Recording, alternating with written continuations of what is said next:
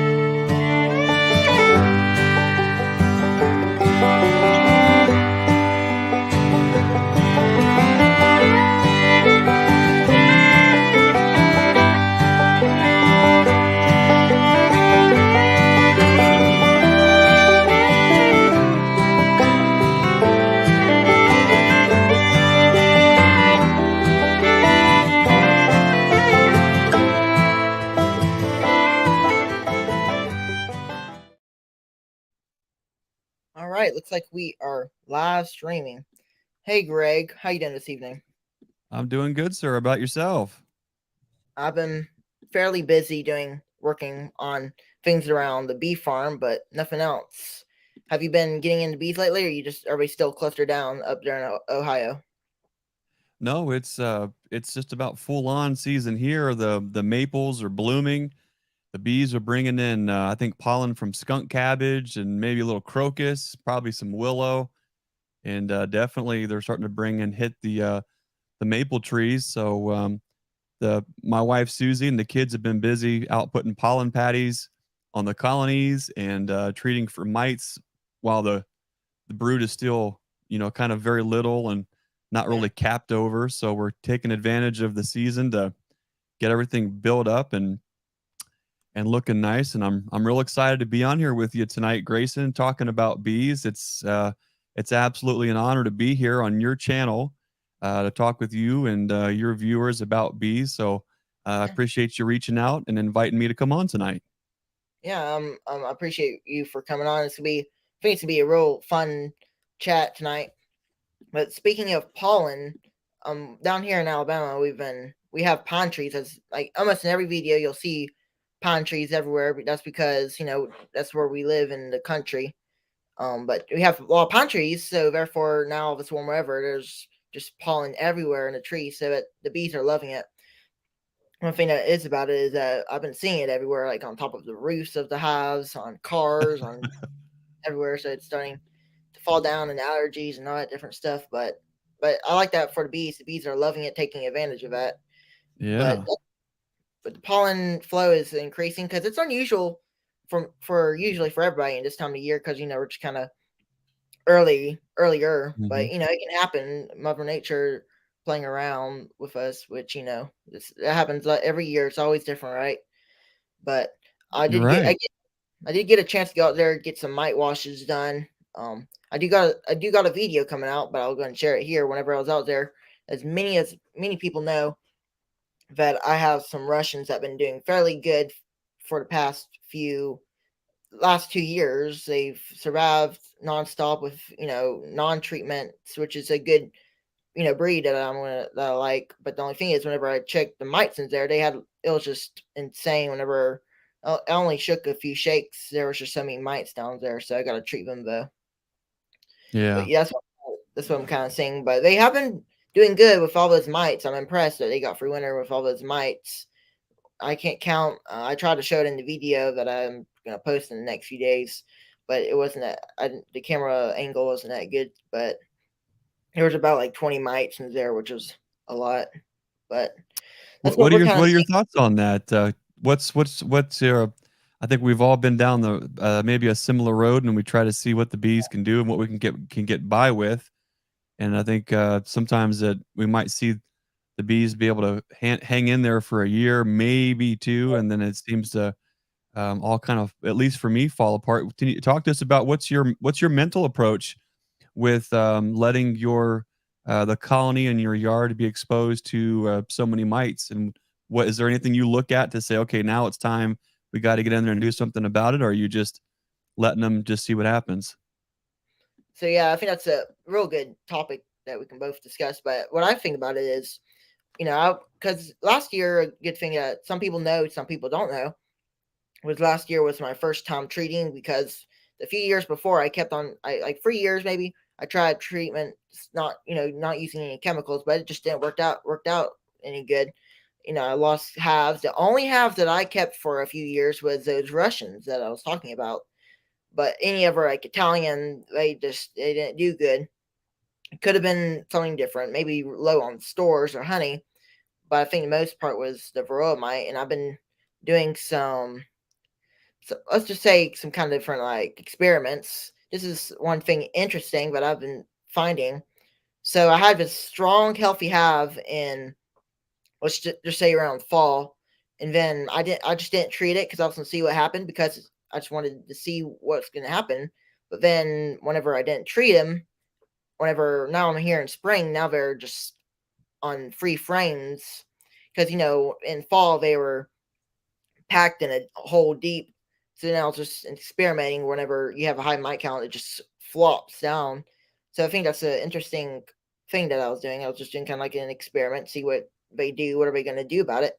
But then, therefore, whenever I saw them low, I kind of moved them from that hive to a 5 frame nucleus, and then just kept on feeding them. But for about the my other halves that have a lot of mites, I got some Apivar I need to order soon. I'm going to treat them with that and then come back later, see if it works. If it doesn't, I'm going to try something different. But yeah, I think it is an important thing to treat. Last year I did kind of treat them not much though, but then this year I saw those high mite counts. I was like, no, this isn't good, because it only took a few shakes. I looked down there and it just exploded with mites, and I just see them all floating around there. I'm like, oh, this is no good. So I'm gonna definitely treat those hives, and I think I'm not gonna let them go on any further. I would like to, but I'm just not going to, because I want to help them out a little bit and treat the mites, because 20 mites is just a lot to think about. Because sometimes it's just all different with each hive. Have some hives that don't have mites, but then I have some that have 4 mites. I have some with 20 mites, but it's all different. But yeah, that's what my plan is to do. Put some Apivar in there, see if it works. If it doesn't, go back and remove the strips and put in something different. That's kind Well, you of seem what. to be real smart with doing your research and trying to put a plan together. So maybe I'll take the opportunity to ask you a question here, and maybe I can pick your brain. But it seems like we're focused an awful lot on the mics here. You see, I've got a Varroa mic here. Brian Coper over at Castle Hives has the best 3D printed bee gadgets there, and isn't that cool? So I got to represent Brian's big old Varroa mic there.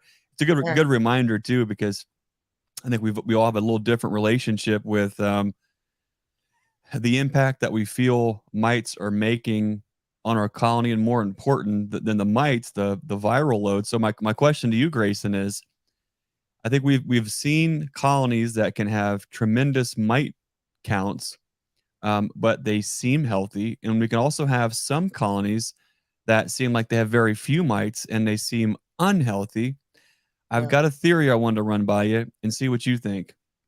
yeah, I think I've got a theory that while mite counts are important, and if we are trying to eliminate mites from the colonies, there's something else going on there that is really hard to actually form a metric, either qualitative or quantitative. Meaning, we don't. It's hard to say how much of this is going on, and then of how much of that's going on, how it actually is impacting our bees. But I feel like while we're chasing mite counts and mite numbers, the real threat is the viral counts and the viral strains that are actually affecting the bees. And I sometimes wonder if the colonies that have like yours, 20 mites or 30 mites in a wash, maybe they do have all those high mites, but they don't have a high viral load in that particular Yeah. mite population. Whereas you can have some colonies of bees that maybe only have a few mites in a wash, but they have a high concentration of those viral strains that are affecting the bees. What are your thoughts on that, Grayson?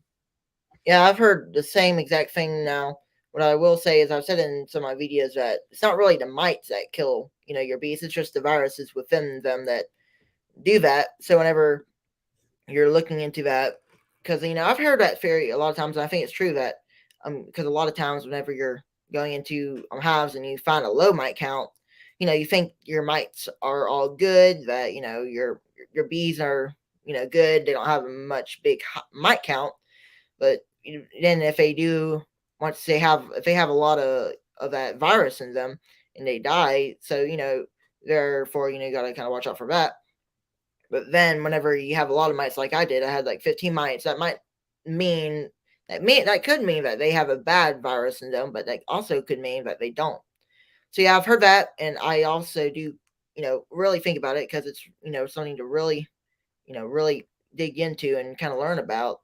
But that's kind of my thoughts on kind of that kind of strategy. But that's what I'm looking for. Is I'm going to treat them either way or another because even 15 mites, I would like to be safe, ever be safe than sorry. But that's what I kind of think about the kind of strategy for that, because that's something that it's big that many people think that it's the mites that kill the bees, but it's actually the viruses that's in them. So like if you have like, let's just say, a tick on you, then it transfers a virus in you or something. Let's just make up a quick story on that. Be like the tick doesn't really harm you. It's really the virus that's inside that tick. So it's Sure. same with the mites. It's not really the mites that really hurt them or kill them. It's really what they transfer to the bees that will actually harm them and that you got to watch out for. So I think it's good to treat bees. What I try to do is I'll like last year I didn't treat like in the spring, but right then in fall I had some old apivar strips laying around, and I just thought I'm just gonna go ahead and treat this hive, these a few hives that I have. I had this 10 pack of apivar, and I just went ahead and treated them. I thought let's just go ahead and do this, and because the last few years, my only ones that really did real good was my Russians. Maybe it's just a genetic in them, but all my other ones they would die off or they'd be real small in cluster. But now ever since I did treat, it did seem to affect. So what I did was I took two Italians. One of the Italians I treated with apivar, and one I didn't, but because we don't know really if it's going to affect them or not. But what I can say is that it's a good something to just kind of look at for, and if you see that pattern over and over, probably more likely will be the varroa mite and the viruses that are within the varroa mite. But what I did was, like I said, I had a hive. Like one of my strongest hives right now is the Italian. That Italian vet was strong right now. I put some old apivar strips in there, and around fall. But then the other one that's in the 5 frame nuke, that's just on free frames, that's being supported. It only I didn't treat that one, so it's something good to think about. But I have always looked into that, thinking about like I always tell on my videos, if I ever we always any if anybody talks about varroa mites, you most likely will hear them say that it's not really the varroa mite that really kills them. If the varroa mite didn't have viruses in them, because they have just so many different viruses within the mites, it's hard to name them all. But if you take the viruses out of them, it probably wouldn't be too harmful if they didn't have the viruses. But because they have viruses contained within the mites, and it makes them more harmful. But those are Yeah, just some. that's yeah. We're getting ready to come up on where spring, whether folks in Ohio or the Northeast want to accept it, spring is already on its way. And Yeah, one things that we were already finding is ticks. We go out on walks on either nature parks or here at the farm, and you can start to see ticks already. And that's a great comparison, and we like to use that a lot. Is if we are out, on a pasture walk, and we bring back some ticks. Most of the time, it's no problem at all, right? Seed ticks are annoying, and there's different bacteria and viruses that the ticks do have. It's all fun and games until you get Lyme disease from a Yeah. tick, and that can totally throw your future kind of on its ear. There are some ticks, like the Lone Star tick, that carries the virus that kind of makes you allergic to red meat. Yeah. Those are kind of big deals. So while we're careful not to really compare the honeybee with us and anthropomorphize that, it still is a good reference point. And if we even just look at our bird dogs, for instance, Yeah. you take your bird dog out in the field to go hunt birds or go spend time out there running them, and they can always get into ticks, and there's things that you do to kind of prevent that. But if those dogs get Lyme disease, that's a problem. Well, what's an interesting approach is that now there are um, vaccines for Lyme disease for gun dogs. Now, I'm not saying we need vaccines for our bees against all these different viral loads, but I think we sometimes have a too narrow of a focus when it comes to honeybees, and we're just looking at honeybees and that impact. But if we open up that focus a little bit and we see how things similar to mites are affecting the ecosystem, like ticks, maybe we'll focus less on the individual ticks and what we can do to keep healthy, or prevent the viruses from having the impact. And I think that's why working on the gut health and the overall health and immunity of bees is so important. And it's a real challenge, being that they only live 42, 45 days for most of the season. Right. It sure is tricky, isn't it? It is. Yeah, because a lot of that does affect it, especially whenever we want to try to avoid a mite in the first place. But like you were saying, like with ticks and dogs, we do certain things to keep ticks away from dogs. We give or fleas. Anything like that, Mhm. which is kind of bugs or whatever. We do as much as we can to avoid them. But once the dog has a tick and it gets Lyme disease or whatever, then it's just kind of puts you on edge. Kind of like with the varroa mite, same thing. Just kind of compare it to the same exact deal. Like we're trying to avoid the varroa mite. With treating, and a lot of times that helps, but sometimes whenever you don't treat, and then the varroa mite will come in, and that's the same thing with dogs. So I think that's a good thing to think about, to kind of compare, kind of think the same way as you would your dog, that kind of thing. Mhm. Yeah. But we have a lot of people in here tonight. We have Dennis Barney with us tonight. Welcome. Um, let's see. We have Lee Kodiak Farms. We have a lot of people, so I appreciate everybody being here to chat bees and everything else. But that's what I've been doing down here. With I've been able to get into the bees, which is something good. And now we're going into temps. Like I don't know what's this week's temps, but last week we were just in the 80s, 80 freeze. We're into it was real nice. So I was able to get out there a lot and treat some bees and test for bees. Like I said yesterday, I think it was yesterday I treated, and I have the video coming out that it may explain more, chatting about it. But I think that's another thing we're talking about. Those bees look healthy. They look good. And they don't look like they're about to die, but they have a lot of mites in them. So we're just gonna. I gotta get some Apivar. So once I get the Apivar, I'll put it in there and come back in the time period and check them. But yeah, that's what I've been doing today. I have been kind of assembling and getting ready for queen rearing, which is something I'm going to be doing soon. I'm going to probably wait till about Mm. March. Mhm. So that's what I'll be doing. What about you? You getting ready for any of that kind of stuff? Yeah, yeah. We've been busy taking orders for packages and nukes and queens, and of course before we even do any of that and take those orders, we kind of have a number. Well, Susie, my wife, she says, okay, we're only going to raise this many nukes. We're only going to run this many packages. You're only Yeah, allowed to make this many queens, because I kind of have a bad habit of just running myself ragged and running our B numbers ragged, and that can yeah, be a real problem as you grow. It's really hard to learn to say no. You want to be that's able right. to provide a good quality product for everybody, and That's right. you literally end up giving the shirt off your back doing that, and then there you are going through the winter time freezing. So we've tried to do a lot better by keeping enough resources back that we can grow at the rate that we want to. Otherwise, that dollar that we're trying to make this year in the bee yard sometimes really is preventing us from making that $2 Yeah, that coming late spring. And so, while it's sometimes hard to say no, it's really important to set those boundaries and those limitations and those numbers on what you are wanting to produce so you still have the stock to keep growing and expanding and then do even more next year if you're in kind of a growth phase. And I feel like we've been in a constant growth phase from nearly the beginning. But yeah, we've been busy just trying to make sure we have all the equipment in order. If we don't have the equipment that we need, if we're short, then to go ahead and get those secured, get those ordered.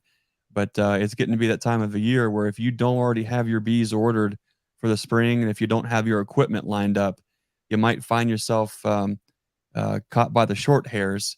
So yeah, yeah, so we've just been busy making sure we've got all that equipment ready for folks, for us, and we've been busy here at the farm, kind of getting this new building built yeah, where we can have our supply shop and then have a lot more folks in for classes and for the learning yard. So we've never really had a lull in the moment. I think the only little vacation we got was down at Hive Life, and that was nothing.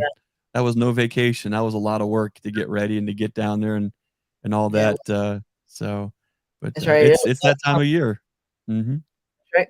That's it's like I've been saying a lot of that's one thing I'm not also not good at is saying no at something because I Yeah, it's sometimes hard, but you sometimes have to force yourself to, but then you're gonna get to the point where you're gonna kind of burn out all your stuff that you have, yeah, right?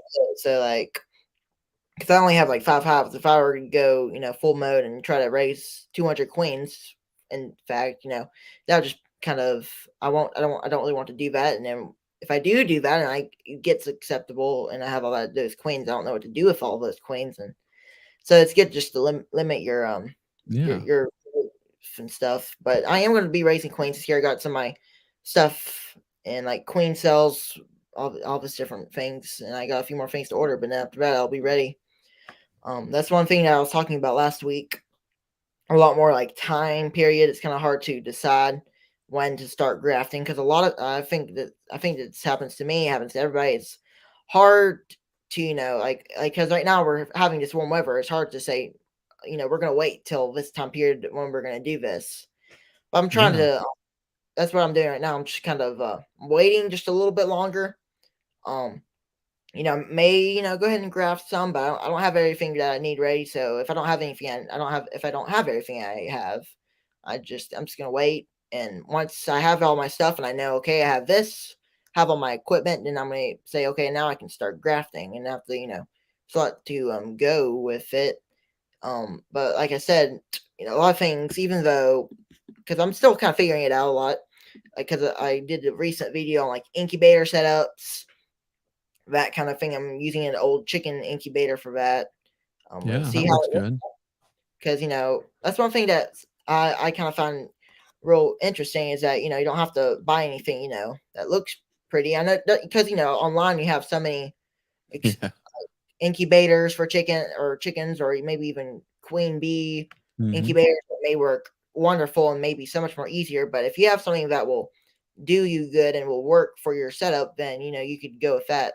So that's why I'm Right. going to use the incubator and customize things and see how it works. And that is the main plan for this year. Raise queens. If I can get to the point where I can sell a few queens, I may sell some, earn a little Sure. cash for that. But one thing I'm going to find interesting in these queens that I'm going to be producing, I'm going to raise them off my best stock that I have here, and I think that's something good to talk about. So what I do is I have like an Italian queen. And this queen I think is good for. I don't know how good it is for other areas, but for our area, it just seems to be doing very well. This certain, I'll just say the certain area that we're in, Alabama, it does so good because right now she's laying up. She has at least 5 frames cat breed on there, and she's still laying up those frames. So I think it's a good queen. and she's also I'm seeing some drone breedings there. Um, Whenever I did go into winter with that hive, they were kind of smaller, but then once I kept on feeding them, because I fed them a lot, I fed some good candy boards, and that's something also I kind of like to try different things that I know some people probably are not trying down here in Alabama. I think it's good to try some new things, and also testing out candy boards, and they did exceptionally well. On my especially on my Italian, they one thing is they ate like a 4 pound, let's just say 4 pounds of candy bar within a day or two, which is Oh, wow, um that's a lot. that's They right, were and hungry. that's right, and it was warm, it wasn't that cold. They are just wanting all that, I put some good stuff in there, so that they like that. But that's the one I'm gonna probably graft out of. It's my favorite, and I really like going into there and seeing all those bees. And that's a good queen, so that's one I'm gonna be using in advertising. Um, she does. It is a good. It's. I wouldn't say it's really resistant to mites, but it can handle mites as as long as you're able to treat them and do all your standard stuff. It will. It's a good queen to go after. But if you're gonna not feed or treat or any of that, I'd probably go with something different. A different stock, something different in that thing. If you're gonna not treat or anything, but for me, I treated in fall, and I also fed some, and they did it real well, and I find good success with it. So that's the one I'm gonna graft out of. Well, So that'll well, that'll be exciting. That's I think one of the funnest things for me is about this time of year when you have your eye on a certain number of colonies that's that you right. really enjoyed last year, and you just kind of see what they do going into the fall, going into the winter, waking up, coming out of the spring, and seeing how what their initial build is like. That's one of the funnest things for us to be able to see, to choose which queen mothers we graft from Yeah, for this coming year. But there's a lot of interesting things that you'll I think folks will and like yourself will pick up on the more you do that. Is you were talking about your Italians and how much varroa resistance they may or may not have, and I know that that's a pretty big buzzword right now with hygienic bees and resistant bees and all those different things. I was one thing I've sort of noticed is when you spend years and years of selecting, and even when you're bringing back, really good lines back to that, there's a lot of little magic I think that happens, and not only do those queens are they expressing the traits and the behaviors and attributes that you're looking for, but it almost seems as though the better that those queens get, there are some unintended positive consequences. What we notice, and it's something that we were always very careful with. We don't market our queens like it. We don't even yeah, advertise them as mite resistant or that's right. hygienic, because I don't really want to get into that That's right. side of things. But what I've noticed is that really good queens, there is a certain amount of that that we tend to see. I know Bruce may talk about that, coming up here too. One of the things that we see from especially our Pepto Pink line is that we're finding way fewer mites in those washes as compared to other colonies or other lines that we have here on the farm. And it was maybe I thought it was a fluke the first year and then the second year, but when we continue to see that, it's one of those things that when you start your breeding program with number one, what is surviving you as the beekeeper? Like what is it? What can withstand it? And I'm speaking to myself here, but which colonies can withstand my poor beekeeping for all those years? Yeah, That's a huge plus because if I can't kill them, then maybe you'll have good luck with them too. So when you that's right. start there and then you start tuning them up for different characteristics like temperament, what size colonies can they get through the winter time? What kind of buildup do they have in the spring? Are they able to be prolific and have those honey crops? And then while doing all those things, which ones seem to be the healthiest and seem That's to right. be least affected by ebbs and flows, whether it might be viral loads and strains and things like that. And it just seems to be, like I said, we don't market our queens as hygienic. We don't market them as resistant to all those things. But it just seems as though the more time you spend tightening up your queen quality, some of these things, it's just a part of that program. So I think you'll be really, I think it's great that you're starting down that journey and you're breeding from your very best. I think, there's, we obviously we sell nukes and packages and we sell queens and we ship queens all across the country. And there are certain circumstances where you definitely want to bring in some new genetics. You might Yep. have some spicy bees that you want to calm down. You might be looking for some specific gene lines to introduce into your yard. That's the key word. You're Yeah. introducing these lines into your yard to keep tuning up your genetic program. And so I think that's the fun thing, and I'll be interested to watch you in your journey there as you Yeah. continue to just breed from the best and breed from the best, and maybe even bringing in other stock to kind of just add to it and diversify. It's a fun thing to be able to see that kind of all the way through. What are some of the things that you're most excited about this year, Grayson, getting into grafting? Yeah, I think I'm excited for all of it. I think my favorite thing is to see, especially like everything that you're just saying, that once you keep on going with that breed, you can see raise from the best. That's what I really like about it, and that's what I really like to think about is that you can pick your best halves, the best ones that's been doing you good for a few years or even a year. If you see how good it goes, you can go to it and say, "Well, this is a good halve, and I'm going to graft out this one because it's my favorite. Has a good low mite count. It has it's good at different things, mite resistance and all that different stuff. So I think that's one thing that's good, and that's why I'm really excited to start some grafting because I've never grafted. Um, but because I've never grafted, it's gonna be real fun to try that out. I got a few more things to get, but I got about everything, and I think I'm gonna be. Have you made splits yet? I have not yet. I'm going to soon. We're seeing some drones. Now, I did one of my halves, or maybe two of them. I found a on the side. You can't really tell, but I think it was like a queen cup, but it didn't have no larvae in it, so I didn't Mhm.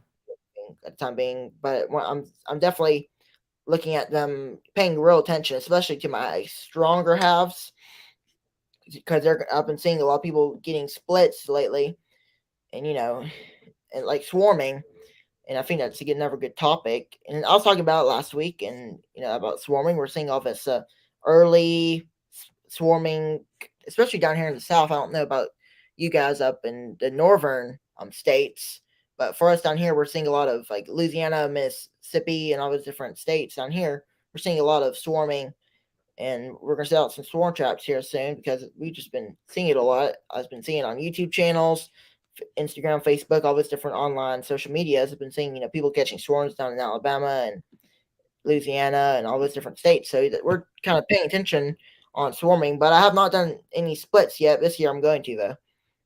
I think Well, it's be that's fun. yeah, that's fun. I wonder if I could throw an idea out there just for you to have stuck in the back of your mind. Don't get discouraged. There is an awful lot to grafting on feeling like you get enough of a handle on it to be able to figure out all the nuance from when the larva is Yeah, the right age or how what the right amount of a puddle of jelly is there to graft from, and all the little things that have to happen from choosing the right grafting tool for you all the way until making the split at the right time. And of course, I'm not saying you will because I know you're going to do a great job. But some yeah, folks they get a little frustrated, and unfortunately they quit early on because they try to do everything all at once. They've never made a split. They've never grafted. They've never moved a queen cell anywhere to see it hatch. And there's so much nuance and so much very precise timing that happens all along the way that if there's one little hiccup in something that they don't quite fully have a grasp on, they end yeah, up with a box that doesn't have a queen. And that's the worst thing in the world is to see folks give up too early. So one thing I would like to challenge you on this year is to just try it. And that's what right. I always recommend for folks getting into making queens is totally 100% keep doing your research That's right. on grafting and don't be afraid to try. But it's always important to have a plan B and probably a plan C. And one thing that I like to encourage folks to do, especially early on, is take a colony that you love everything about it, especially if she's a second or a third year queen, and keep that box consolidated and crowded down, That's because right. that second and third year queen, she is just way more apt to put on those queen cells. Let them do all of the work of selecting the larva and feeding it out and capping the cell and getting those capped queen cells inside of that colony. Let That's them right. do all that work. And then you take those capped queen cells and either cut them out and make splits with them, or just move those frames over and make some splits. Because now what you've done, if you've just selected from your favorite queen in the yard, you That's let the right. bees from that colony make the most perfect queen, and now you have daughters off of that queen mother that you want to see moving forward. That way, if you're banking on only grafting and something goes wrong, and then let's say the colony starts to get out of control and then they swarm and then you lose that queen mother, we want to assume that that daughter is going to be exactly what you want, but sometimes they're not. So think That's about right. maybe putting just a little backup plan in place. Let those bees make you some queen cells, and put those into splits. Have it as a backup plan, and get those prime queen daughters right off the mother. That way, you've got a backup plan. And as you figure out grafting, you will still be moving your genetics forward, because now you have the daughters off your favorite mothers. You can let them grow up, and then you can graft off them the next year. That's right. I think that's something big because that's what I'm gonna do. That I've always known. I'm gonna keep on doing it, not give up, because that's one thing I do here also. Greg, but we hear a lot of beekeepers. Not saying everybody, but a lot of folks will get to the point where they start and then they hit a rough rock, as to say, and then they Mhm. just say, well, I can't really do this, so I'm just gonna stick back and try it a different time. But what I'm gonna do is, if I do hit that rock or whatever, I'll probably keep on doing it, because I want to raise queens. Even if I raised just 10 queens, I'll at least be able to take those and put them in my hives and be able to do something with them. And I think that's gonna be good. But yeah, I think that's something that I always think about, and have strategies and more plans and different methods to be able to put in place with those backup plans. So yeah, Yeah, because if it can go wrong in the bee yard, it will go wrong. yeah, There's been times where you do absolutely everything right, and you have a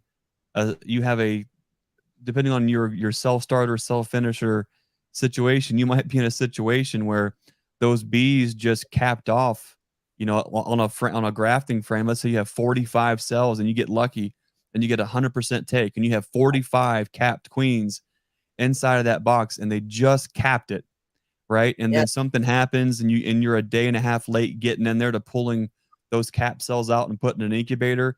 Meanwhile, you have a hive on the stand, a couple hives down, that you didn't know has a virgin coming back on a mating flight, and she flies in the wrong box and she goes into your cell finisher or your cell starter. Now yeah, all those bees say, "We already have a mama. We don't need these 45 other beautiful cells," and they go through and they tear them all down. Now you do the yeah, math, even 10 of those at $40 a piece, that was a $400 mistake. yeah, And that happens, and it's happened to me, and that's one of those ask me how I know things, and it yeah, happened too often. So you learn all these little things that can happen, and you kind of put plans together to help mitigate that, and you always try to have a backup plan, especially if you're raising queens, as a part of your business plan. You can't, if you're expecting to pull, whether it's 10 queens or 100 queens, on a certain day every week that get shipped out, you got to have some contingency plans in place. You got to have a backup plan, that's because right. I mean, if that hits on the wrong, if that hits, early June, and it sets you back, it's sometimes a little tough to get caught back up. So Yeah, um, same yeah. thing. It's good to have a little backup plan. Now, I have another quick question: is whenever you do race queens, what's your method that works for you? Like, because you have starter finisher, starter alone, finisher alone. I wonder if you could explain to us what is your preferred method that you like to use for raising queens. That is, I'm a big fan of diversity, and that's a fantastic question. I used to be, well, let's just say that the bees have been one of the greatest humblers I have ever known. As soon as you think you've got things figured out, whether you get cocky or not, the bees have a way of humbling you and reminding you that you can't get too comfortable.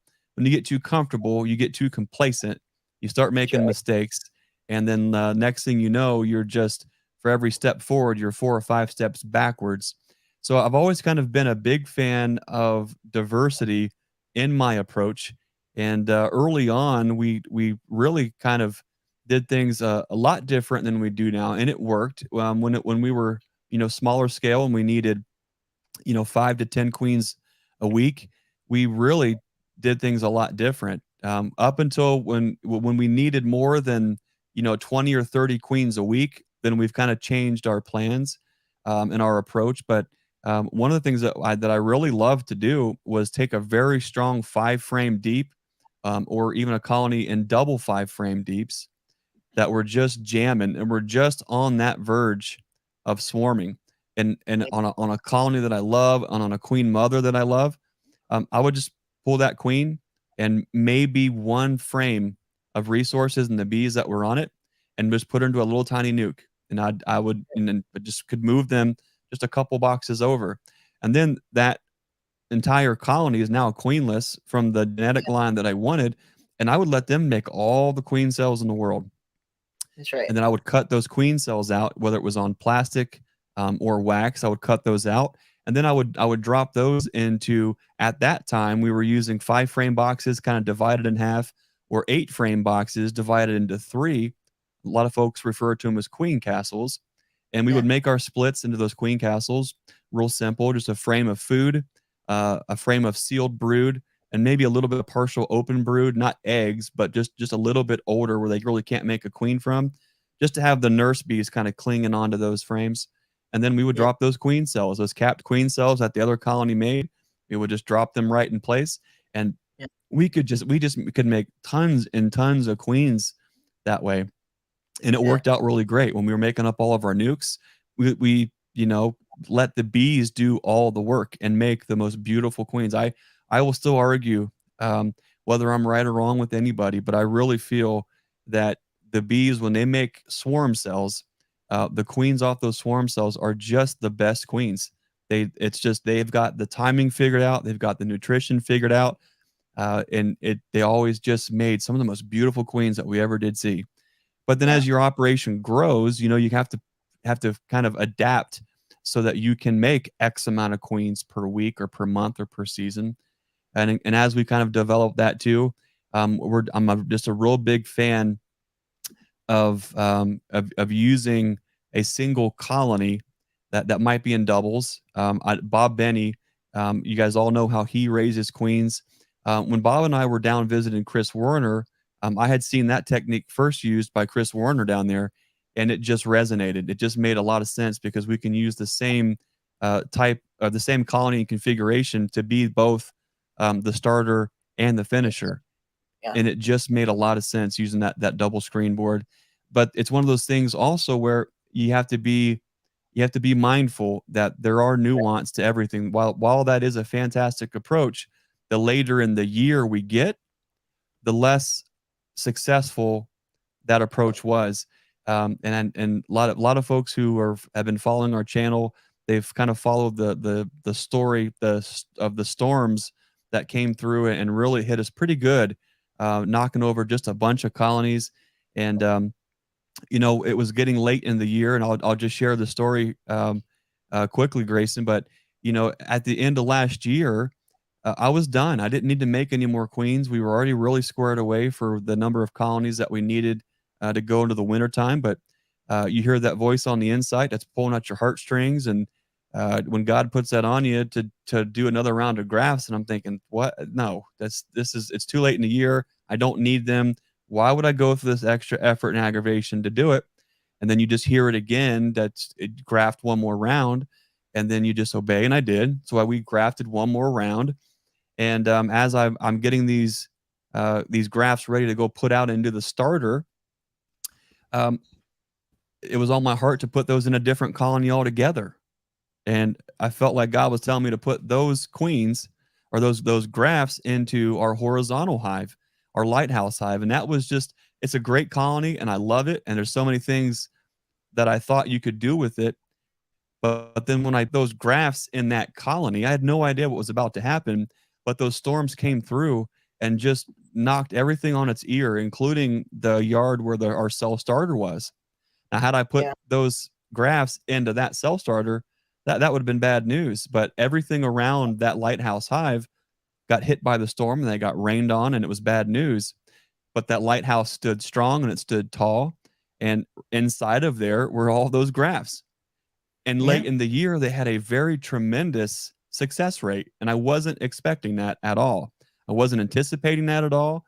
But I feel like that made an awful big difference, not only in how we kind of approach and how we think about things, but you also have to be open minded enough to say, just because this works great most of the year doesn't Yeah. mean it's going to work great all the times of the year. And you might sometimes have to diversify your approach, especially when it's raising queens. When you raise queens, during a heavy flow, when for us up here in Ohio, when it's late May, all through June, I mean, you can nearly do no wrong in the bee yard.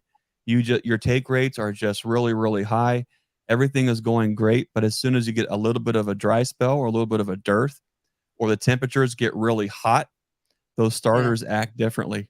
They almost misbehave on you, and it's a lot harder to keep getting more and more queens raised as time kind of goes on there. So I'm not sure if I answered your question there, but we've done it so many different ways that they all 100% work. But Yeah.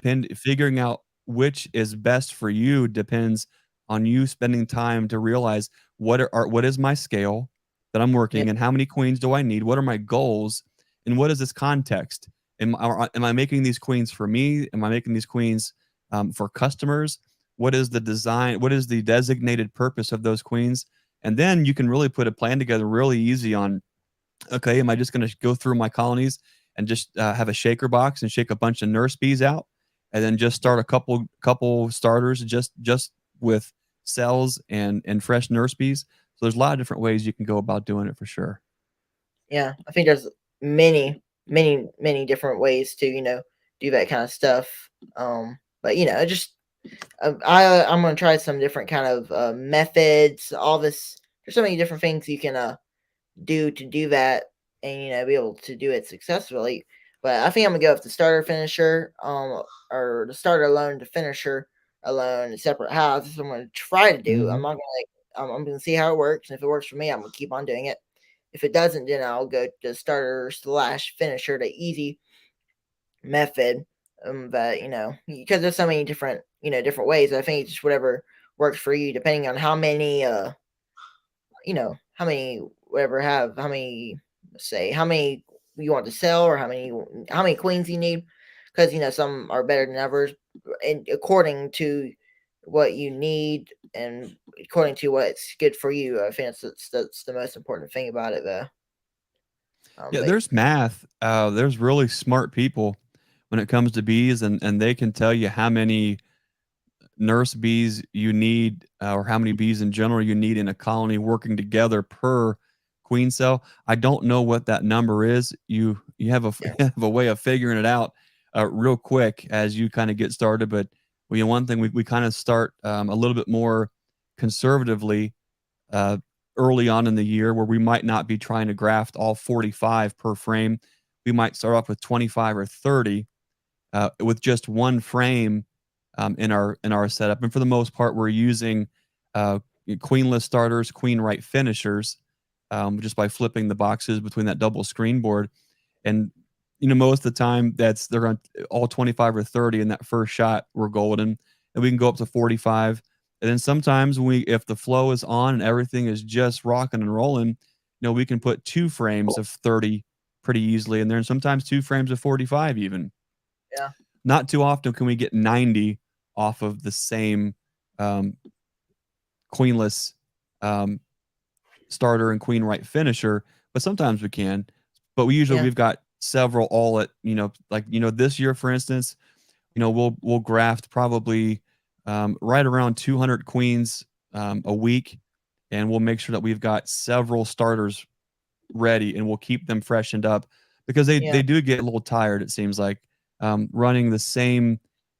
Last year we ran um, pretty much 2 four-way pallets of starters or starter configurations, and we would kind of just rotate around each pallet, and then they would Yeah. get a break. But then eventually, when we got back around to that third rotation, we would just leave one queen cell in there and then just requeen them completely, and then just let them build back up for the rest of the year. Because I think you can start to run them a little bit ragged doing that. So I think it's important to keep those freshened up. But boy, there are so many ways and easy ways to make queens, and Yeah. but grafting is definitely a lot of fun. It's very rewarding, I think, kind of getting that figured out. But just another reminder for folks, don't give up if it doesn't quite go right at first, because sometimes it doesn't go right for any of us, and we just have to try to figure out, well, what's going on here, and what can we do to keep moving forward. Yeah. I think it's the main thing here. I'm just trying to edit this. Yeah. I also see you something. But yeah, I think that's the main thing that we always gotta think about, and be able to, because queen ring is something that's fun, that's gonna be fun to be able to do. But yeah, um, but that's what I'm kind of working on, with some queen rearing. It's gonna be fun, raise some good queens off my good hive that I like, because it's a good hive. I found really good success with it, so we're gonna see how it goes, and that's what I'm gonna do. I'm gonna keep everybody updated on it. It's gonna um be able to be real good. But yeah, but What are you see. most worried about this year? Is there anything that you're like, man, I don't know quite have a grasp on this right yet? Yeah, there's a few things, but not too many. But I'm pretty confident. But I'm also gonna keep my eyes open, like splitting, because this is actually my first year gonna try to split some beehives. So I'm gonna try to do that, which Okay. it should be exceptionally easy. I've kind of done that, but in a sort of way. What I did was Mhm.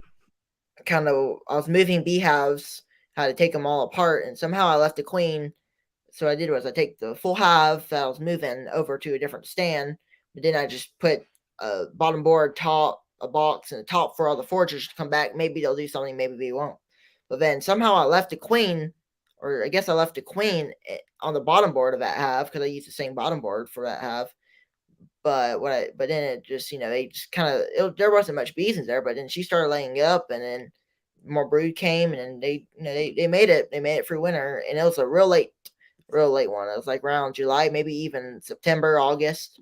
It was pretty late split, let's just say, not least. But the other half somehow just left or absconded or something. So I don't know what happened Mhm. to it. They weren't dead or anything. I think they just left, and they thought, oh, I was just going to leave. Maybe they were on the edge of swarming, but that stuff kind of happens. But that's the only thing really. Maybe Sometimes a I little think cleaner. they just leave because they don't like the station you have on the radio. Sometimes you can't Yeah, figure it out. They just leave. And on the flip side, you're thinking, well, if we're breeding queens and we're breeding genetics, if I have some goofy unknown thing going on in a colony and they decide to leave, it's actually, I think, for the good. It's better, yeah, that way. But we tend to see up here, if we have any colonies that the mites are, we just that just got biased completely. It seems like at August is usually those colonies that are just hitting the bricks because they're tired and they're done with yeah, the mite pressure. They're not sticking around, and they just flat out abscond. It's not even a swarm. It's just they all leave, yeah, and then they leave the yeah, ghost town. yeah. That's right. That's exactly, because just all different. Because sometimes the bees don't like where we're living, so they just said, okay, let's just leave and find a new home. Let's just Mm-hmm. abscond, just leave us home. So I've had that once. I don't know why, but it's probably the reason they just didn't want to live there, and then they just left. But that happens all the time. I see it all the time, where they just abscond, which it's just, you can never tell what's going to happen, what they're going to do, because the bees have their own set of minds, and they'll do what they want to do. But we can do a few things to manage it. Like, we can manage swarming, but not completely, because sometimes we may not have the time to go out there and split the beehives, and then they split. So it's just all different. Queen rearing is good because I have to get a hang of doing splits, knowing when it's going to be strong enough to maintain till a mated queen gets back. Yep. That's one Oh, I more think thing. that's old Ed down there in It's uh one of our three yeah, bees. Yeah, Edwin. I think he's down in Alabama. I met him down there when we were visiting Bruce and all them. Yeah, he's down here in Alabama. There's a lot of local Alabama beekeepers. That's one thing I was going to ask you. So whenever you're done with your with your queens, whenever whatever you do, how do you mate them? Do you just put them in mating nukes? What's your strategy on that? Like As on far as mating and getting our mating, yeah, we we've also done that a bunch of different ways too. We've always kind of been in a growing phase. So yeah, what we try to do is raise all of our queens in boxes that continue to mature and then yeah, be an asset for us. We're not, and I'm not talking down on if they raise queens this way, but many styrofoam boxes and things like that where we're just shaking and the bees are sort of disposable in those scenarios at the end of the year, or they get shook out and go into other colonies. What one thing that we've always really done is we've always raised queens in larger boxes, 5 frame nukes, mediums or deeps. Mediums actually work out great. 5 frame mediums are seem to be just beautiful queen frames. It's easy to get in there and see their work. You can that's right. see their patterns great, and we end up consolidating. Like one queen yard we have is nothing but 5 frame mediums, every single one of them. And as we get towards the end of the year and we pull those last queens, we'll start consolidating all those frames into 8 frame medium colonies that we just stack up Yeah, for the wintertime. And then coming out of the spring, we just start splitting and breaking those down, and they go back into a queen rotation. We've raised, of course, a lot on in 5 frame nuke boxes or nuke boxes split in half. We've done a lot in the past with what we just called queen castles. Everyone knows what that is. It's just a box divided, 2 or 3 or sometimes 4 ways, where you can kind of just use the same. It's a frugal way, I think, where for not for about the same money as a regular 5 frame box, not a lot more. You get a much larger area that you can divide and then have 2 or 3, sometimes 4 colonies in there to raise queens off of.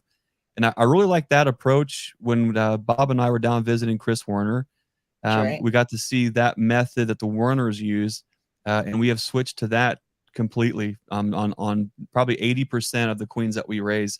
And it makes a lot of sense because you're able to take a 10 frame deep box, which is universally available. The price points are usually fantastic, whether you're building them yourself or you're buying them. And with not a lot of extra effort, you can have that one box that can do it all. You can have the one box that you can divide into 3 colonies. You can make 3 nukes with it. You can Yeah, raise 3 queens in it. And what we like to do is something that we learned right from Chris Warner and his whole crew there is when we're making all those splits and we're dropping our queens in all those boxes, we will continue to pull queens from there, but only until they're at a minimum, and I mean minimum of 21 days. At most of yeah, the time, they're about a 30 to 35-day old queen. And where that's a huge benefit for us is that they are in those boxes laying longer, creating more brood and especially sealed brood. So when I go to pull that queen out of that box, that colony is nearly self-sufficient. They're already bringing in pollen and nectar. They're their own little nucleus colony within that box. That all I do is cage that queen, and I can come right back in. Even the moment that I'm pulling the queen, and I can drop a queen cell in that's going to hatch in 2 days. And so it's a that's way that right. we can keep those boxes cycled and freshened with a population of bees and resources and just That's make right. the most of our time. We crack that lid once, we go through and hopefully pull 3 queens out of that box. They get Yeah, caged up, and then I drop 3 queen cells in, put the lid back on, and then that's our rotation every yeah, 21 sure. days. And it seems to work out really well because here's the reason I think it's, in my mind, probably I hate to say the best, it's the best for me. Yeah, Reason being is we are always in a growth phase. What's nice yeah, about that is when we get to our last rotation of pulling queens, we only pull 2 queens from that box and we that's leave the right. third in there. We pull out those 2 dividers, and now we have 3 compartments of bees with a queen that's That's now right. already ready for wintertime. Now we can That's throw right. a super on, lay the pro suite to them, or hopefully that goldenrod flow is coming in, they That's build right. up, and now I've got a single cruising going through the wintertime that just spent its entire year's purpose making queens and 3 round by threes each time. So that's probably my absolute favorite way to do it, because not only are you making the highest quality queens because they are in there so long, they're mature, they're proven, you can see their pattern, but you're doing it in a way to where the box doesn't need freshened up. You're not worrying about it getting robbing. You're not really even worrying about feeding them because they're their own little cycle. And then at the end of the year, you're turning that resource into an asset that's going into the wintertime. Yeah, that's right. I mean, it's the same thing. Now I've been really figuring out the mating and stuff. I'm gonna mate some of them. I think a lot of times if I'm gonna put queen bees in my hives, I'll probably put virgins in there because I was watching some videos, and especially like Richard Knowles videos are like those, because he's a queen rare person. And then one thing that I guess we could talk a little about, I heard, was that virgin queens can get better acceptance rate from which a mated queen, as you know, just kind of thing. A Hmm. virgin has the more a tendency to get into the hive rather than a mated. That's just something I heard from Richard No Hmm. from a latest video. So what's your idea on that kind of situation? What do you think is better, a virgin queen to put in your hive or a mated? Oh wow, you just that there's a loaded question right there, right to it. Well, I like your style, Grayson. I'll first let me say that I love Richard to death, and anybody else who does things different than me, it's That's there's right. always more than one way to pluck the chicken. So just because it may not be for me doesn't mean that it's not for somebody else. That's I right. have had um, horrible luck with virgin queens no matter how I do it. If I descent them, if I spit on them, if I spray them with sugar water, if I put them into a colony of nurse bees, a colony that is hopelessly queenless, I have not had very good luck at all with virgins. So much to the point to where when you're making queens, virgins are, and I mean this respectfully, virgin queens in an incubator is an accident. It's Yeah. whoops, life happened, and I am a day and a half late. And now I have Yeah. an incubator full of hatching virgins that now I have to make sure they have something to eat and they're squared away before I can now figure out what I'm doing as far as the introduction. For me, I'm not a big fan of it. I'm not a big fan of virgin queens and putting them out there.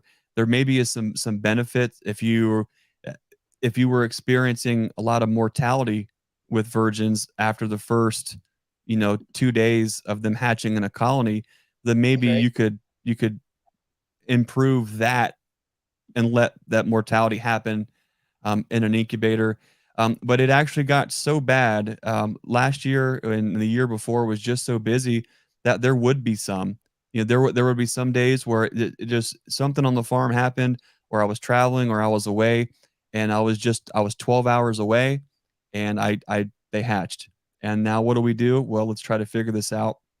I think if you're intentional about it, as Bruce would say, using that word intentional, if you Yeah. specifically plan for that to be a part of your program, like Corey Stevens does or Richard Knoll does, then I think you put things in place to make that more opportune. That's But right. if it's a consequence of a timing issue and you're That's not right. prepared for that, it is catastrophic. It can be just a massive nightmare. Now, there's a market for virgin queens, of course, but for me personally, I would rather put the time and the effort into making sure that my queen calendar is on point, that my That's right. timing of all those steps are on point. And for me, we have tremendous take rates. And that's a pretty simple, process for us. But when we graft the correct age larva, That's right. on the fifth day from there, they're capped. On the fifth day and the fifth day only, we will pull those capped queen cells from our queenless starter, and those will go right into the incubator. Or That's right. actually, at that point, we've already have our boxes are already flipped back over, and it's actually a queen right finisher. So That's right. before we start grafting, we'll either put the queen in a timing box so we can get directly to those eggs. But when we're the day of grafting, our boxes are already kind of flipped, and we have a queenless starter, and our grafts go into that queenless starter. 24 hours after that, we've actually flipped the boxes back to where it's a queen right finisher. Everyone's intact. It's a whole entire unit. And then all their energy is now focused on getting all those cells drawn out. That's 5 days after we graft and put those into the starter, they're capped. And on that fifth day is when we actually move them from there into the incubator. And then right. day 14, just a day and a half to 2 days before hatching, we actually drop them into all of our mating boxes. So we time our queen caging and shipping happens the day we're dropping our cells in Yeah, there. And it's just a way. Some folks wait 24 hours or 3, or for us, we try to make the most of our time, and it seems to work out pretty good. So it's just everyone develops a cycle and a method that works for their timing, and also their personality with it all too. I'm known to be sometimes a little stubborn, and if I don't like something, really have to try hard to be open minded to it, to try it. So I'm definitely open minded in trying to get virgin queens to have better acceptance. that's right. But on this at the same time, we have such good luck with getting queen cells accepted. To me, if it ain't broke, don't fix it. That's right. Yeah, I think the same thing is different for every person, and in fact, because I'm still figuring it out. I may just raise some virgins. I'm gonna see how it does. If Hmm. they have a good acceptance rate, and I'll keep on doing those and sell virgins. But if it doesn't have a good one, then I'll figure out a way. I'll mate them. Get some mating nukes or whatever. Hmm. But I think for the time plan, I'm gonna try to raise some virgins. I'm gonna see what happens before I even plan on selling virgins or mated. I'm gonna try it out because I think it's the important thing I want to do is before I even try to sell queens or before I do anything like that. I want to be able to know that they're good. That it's just, I think it's all different. At different locations, different queens, and I think sometimes, especially with like the type of bees that you have, because some will accept virgins better, some will accept mated queens. But that's the plan right now. I'm going to be doing maybe virgin queens. I'm going to see how it goes, and then if it goes well, keep on doing that. If it goes Yeah. not good, It might be try. perfect for you. You won't know until you try it, and that's the most important thing, is not to get so caught up on what everybody else says, because people say a lot of things, That's and right. some people say a lot of things that maybe not even be fact or true in their own context, but they have a way of sharing what they're doing that might not be. You don't have all the context behind. Not that they're intentionally trying to mislead, but until you understand the full context behind how someone does things, it's really hard to understand. Um, it's easy to share the how. It's a lot harder to share the why. And once you understand why somebody does something a certain way, the how and the when's a lot easier. And understanding that we're in a growth phase, and we're trying to keep those units that are raising queens growing so that their assets going into the wintertime, then that's the why. The how and the when, okay, well, now how is pretty simple, and when is also pretty easy. But if I just gave you an answer and I said a 10 frame deep box divided in 3 is the best, Yeah. and then you say, well, Greg said that must be the best way, so I'm just going to go do it that way, and I'm only going to put those capped queen cells in there. Well, you might miss an opportunity because you don't fully understand why we do what we do, and you might Yeah. sell yourself short and cut an opportunity out for you that you might find is perfect for you. So don't be afraid to try stuff, even if someone says that they don't do it that way. You just never know what you're going to come up with. That's right. I think same thing. That's what this person saying that yes, plan to be flexible. I think that's the Yeah. main thing you have to think about. You have to be flexible. Like, say, if you're going to do mated queens, and then you try virgin queens, and you have better at virgin queens than mated, you have to be able to be flexible, and say, okay, I'm just going to ease my way out of mated queens and go to virgin queens, or the other Mhm. way around. So for the first part of it, I'm going to go with virgin queens. I'm going to see if I can sell some okay virgin queens, see how they go. If they don't go good, if they do go good, I'm going to try to be flexible and try something different. I think that's the most important thing about beekeeping is to be able to try different things and try to be Mhm. flexible. And not say, okay, I'm going to do this, and I don't care if it goes wrong. If it goes wrong, I'm going to keep on doing it until it gets right. I think it's able to be flexible and say, okay, this might have not worked, this method might have not worked. Let's try the next one. If this one works, then we're gonna keep on going with this one, and then keep on going. So I think it's best way to say it, flexible. Be able to be flexible. I think that's the main thing. That's good because sometimes there are unintended consequences that you might actually want. Virgins, for instance, as Bob Ross would say, if you were interested in virgins, but you're Yeah, focusing on mated queens, virgins can be just a happy little accident. You were just a day off on your timing, and now yeah, you have all these virgins you got to figure out what to yeah. do with. And so it's if you can figure out how to turn that it seemingly a problem into an asset, why not? So don't be afraid to get in there and adapt and improvise. Always know that things are likely going to go the way that they're going to go. We can help influence that direction, and if things happen a little different, or you have half the take rate, or you have no take rate, try to understand, well, why is that, and just keep chugging along and keep doing better. And before you know it, it'll just be second nature, and you're not even thinking about it. You just get to the point to where you're ordering your queen cages and your JZBZs and your grafting tools and all your thing, and you're not even worried about how you're going to do it anymore. It's just a matter of, well, how am I going to produce this many more? So I think you're going to do a great job, Grayson. I'm looking forward to seeing your journey with queen rearing this year. I'm definitely gonna keep everybody posted. That's what I like to do. That's why I like to just kind of do videos that saying what I'm doing, my plan. But what I also do say is I may flex. I may do something different. Like last week, I was saying I'm gonna go with the starter finisher.